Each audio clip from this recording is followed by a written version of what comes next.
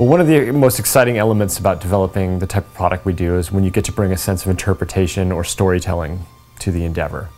And this year we got the rights to do Conan dioramas in a way that was not to be based on previously done artwork. It was our mandate that we were to create images or dioramas that really kind of reflected aspects of the Conan literature.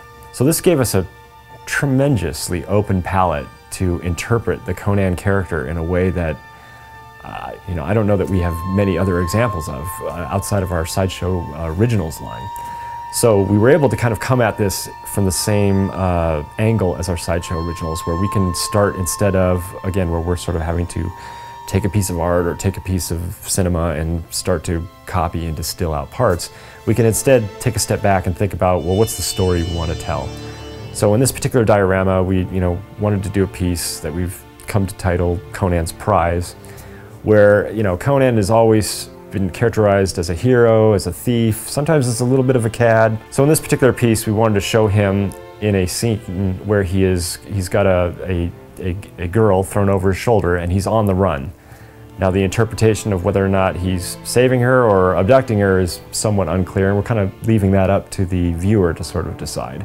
And I think that's kind of part of the fun, because I think everyone has sort of a slightly different aspect of Conan that they latch onto. And I think this piece gives people an opportunity to kind of experience it their own way. The piece was conceived and designed with Pablo Vigiano, and it was sculpted by Pablo Sapia and Pablo Vigiano and his team in Argentina.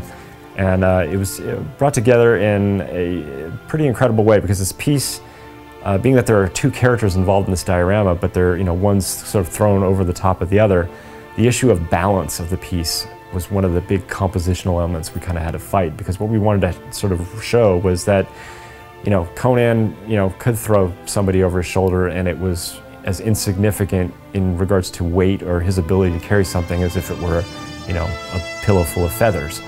So we wanted to show him sort of bounding over some ruined architecture. He's got, a giant axe in one hand. He's just festooned with weapons and whatnot. So it really looks like wherever he went to get this done, he came armed for bear.